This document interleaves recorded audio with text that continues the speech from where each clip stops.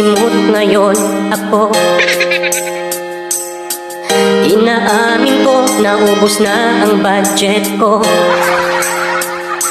Hirap naman, walang natira. January pa lang, puno, pinatuyo aking ulam.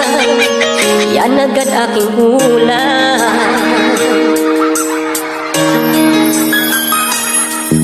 Dapat pansin ko, lagi akong tulala. Dinibdib ko, gastos kong malala. Wallet ko ay